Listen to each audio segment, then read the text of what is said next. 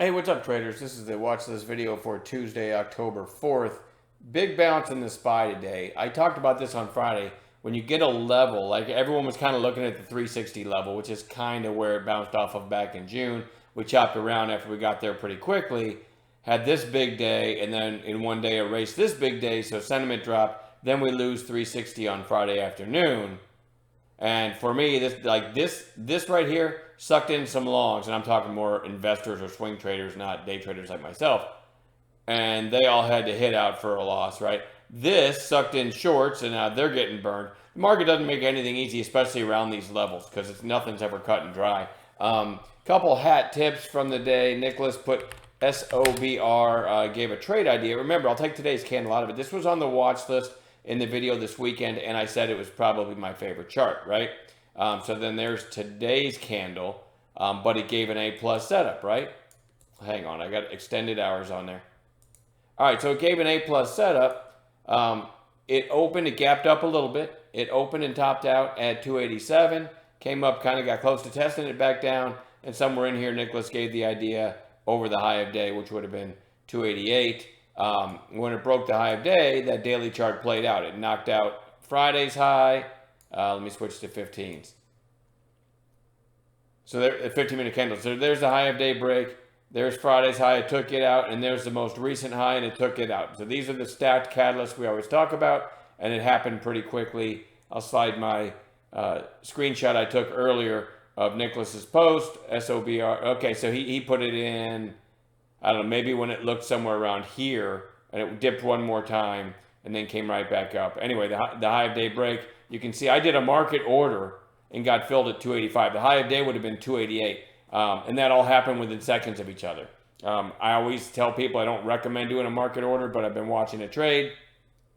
It had some sellers, at the high of day, so I was comfortable putting in a market order. And then my best sell was 350, but that was a pretty neat little trade there, and a nice heads up by Nicholas. Also, hat tip, Rich C and Kevin P. This is pretty interesting. 6 seconds apart, almost posted the exact same thing. I should have taken a screenshot of it.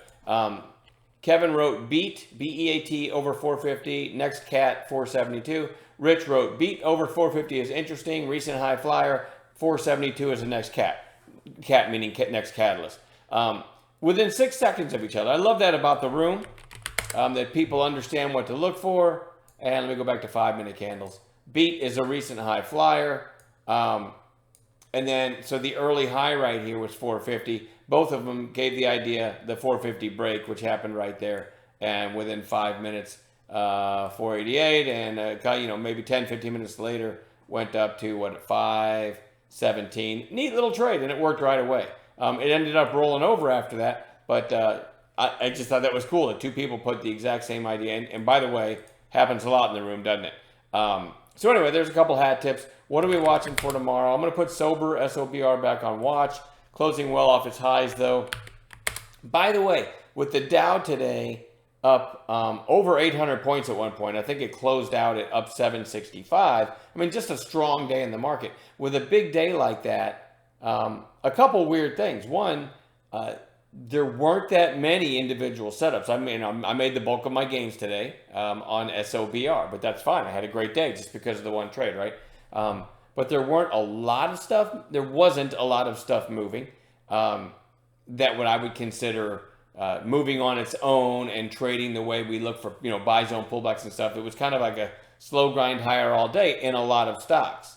So it was a little bit weird in that. And then also Tesla, absolutely, the Dow up 800 points almost.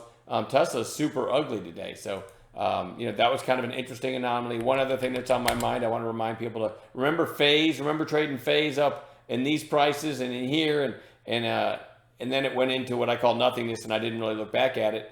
Now it closed at 815, and in after hours it's trading under 6. It went out in after hours 596.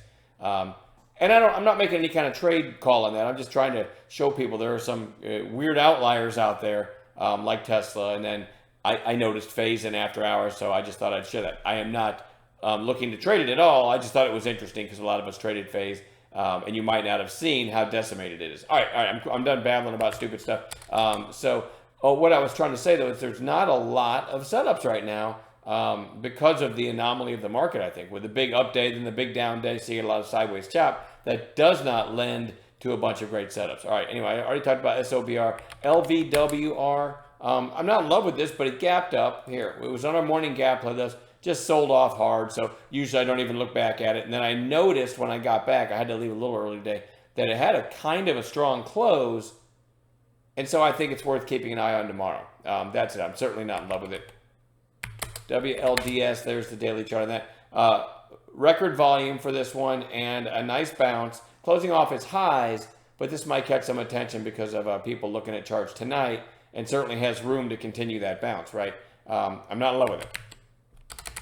SAI had that big bounce on Friday, then today gap down, but another green day. I don't love this one either, but I'm going to watch it.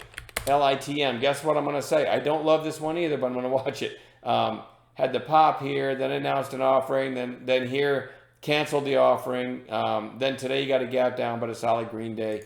I don't know. It feels like maybe it's bottomed. Another one I don't. This is one of my least favorite watch lists of I don't want to say the year, but of the past couple weeks probably. But I think it's due to the overall market action, not lending to a lot of great setups. You know, keep in mind, like a bounce play, I'd like to see a strong stock like 3 or 4 days down into support. Well, because you had that massive down day the other day and then this massive up day today, you're not going to get a lot of charts that meet those parameters. So that's just one example. Anyway, FREY had a really nice pop here, and it's just been chopping around between, I don't know, 13, 25, and 15 for a week and a half.